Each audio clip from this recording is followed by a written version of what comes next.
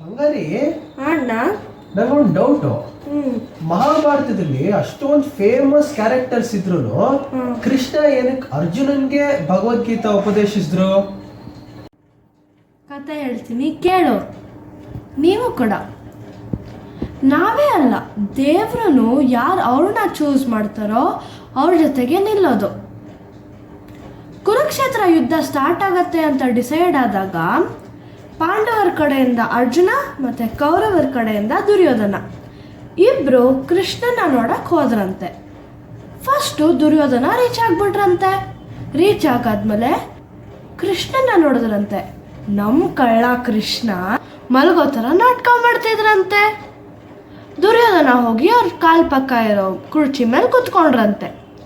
ಆಮೇಲೆ ಮನ್ಸಲ್ಲಿ ಅಂದ್ಕೊಂಡ್ರಂತೆ, ನಾನು ಯಾಕೆ ಇವ್ರ ಕಾಳ ಹತ್ರ ಕುತ್ಕೊಬೇಕು ಅಂತ ಅಂದ್ಬಿಟ್ಟು ಅವ್ರ ತಲೆ ಹತ್ರ ಇರೋ ಕುರ್ಚಿಲಿ ಹೋಗಿ ಕುತ್ಕೊಂಡ್ರಂತೆ. ಆಮೇಲೆ ಅರ್ಜುನ ಬಂದ್ಬಿಟ್ಟು ಅವ್ರ ಕಾಲ ಹತ್ರ ಇರೋ ಕುರ್ಚಿ ಮೇಲೆ ಕುತ್ಕೊಂಡ್ರು. ನಮ್ಮ ಕೃಷ್ಣ ನಿದ್ದೆ ಮಾಡಿದ್ದಾದ್ಮೇಲೆ ಅರ್ಜುನನ ನೋಡಿ ಹೇಳಿದ್ರಂತೆ, ಅರ್ಜುನ ನಿನಗೇನು ಬೇಕು ಹೇಳು, ಕುರುಕ್ಷೇತ್ರದ ಯುದ್ಧದಲ್ಲಿ ಏನು ಬೇಕೋ ಅದು ಕೊಡ್ತೀನಿ ಅಂತ. ದುರ್ಯೋಧನ ಹಾಗೆ ಎದ್ಬಿಟ್ರಂತೆ. ಓಹೋ, ನಾನಿಲ್ಲಿ ಫಸ್ಟ್ ಬಂದಿದ್ದವನು, ಅವನಿಗೆ ಹೆಂಗೆ ನೀವು ಯಾವ ಥರ ಹೇಳ್ತೀರಾ ಅಂತ.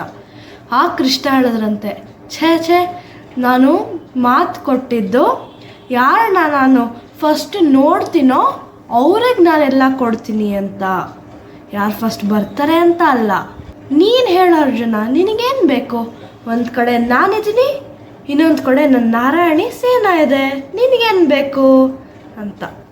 ಆವಾಗ ಅರ್ಜುನ ಹೇಳಿದ್ರಂತೆ, ಕೃಷ್ಣ ನೀವು ಮಾತ್ರ ನಂಗೆ ಸಾಕು, ಇನ್ಯಾರೂ ಬೇಡ ನನಗೆ ಅಂತ.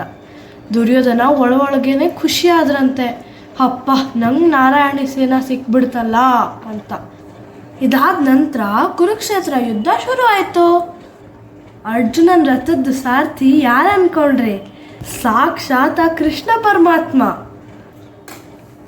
ಯುದ್ಧ ನಡೀತಾ ಕೃಷ್ಣಂಗೆ ಅನ್ನಿಸ್ತಂತೆ, ಇದೇ ಕರೆಕ್ಟ್ ಟೈಮ್ ನಾನು ಅರ್ಜುನಂಗೆ ಬೇಕಾಗಿರೋ ಅಂಥ ಸ್ಕಿಲ್ಸ್ನ ಹೇಳ್ಕೊಡಕ್ಕೆ ಅಂತ. ಭಗವದ್ಗೀತೆ ಏನು? ನಮ್ಮ ಲೈಫ್ನ ಹೆಂಗೆ ಲೀಡ್ ಮಾಡೋದು ಅಂತ ಹೇಳ್ಕೊಡೋದೇ ಆ ಭಗವದ್ಗೀತೆ.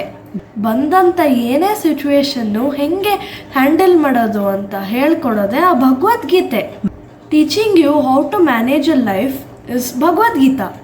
ಹಾಗಾಗಿ ಕುರುಕ್ಷೇತ್ರ ಯುದ್ಧ ನಡೆಯೋ ಸಮಯದಲ್ಲಿ ಆ ಶ್ರೀಕೃಷ್ಣ ಪರಮಾತ್ಮ ಅರ್ಜುನಂಗೆ ಭಗವದ್ಗೀತಾ ಉಪದೇಶಿಸ್ದ. ಅರ್ಜುನಂಗೆ ಬೇಕಾಗಿರೋ ಮ್ಯಾನೇಜಿಂಗ್ ಸ್ಕಿಲ್ಸ್ನ ದಯಪಾಲಿಸ್ದ. ಈ ಕತೆ ಇಷ್ಟ ಆದರೆ ಕೂಡಲೇ ಹೋಗಿ ನನ್ನ ಚಾನಲ್ಗೆ ಸಬ್ಸ್ಕ್ರೈಬ್ ಮಾಡಿ, ಲೈಕ್ ಮಾಡಿ, ಫ್ಯಾಮಿಲಿ ಫ್ರೆಂಡ್ಸ್ ಜೊತೆ ಶೇರ್ ಮಾಡಿ. ಆದಷ್ಟು ಬೇಗ ಇನ್ನೊಂದು ಕತೆ ಜೊತೆ ಬರ್ತೀನಿ. ಹರೇ ಕೃಷ್ಣ.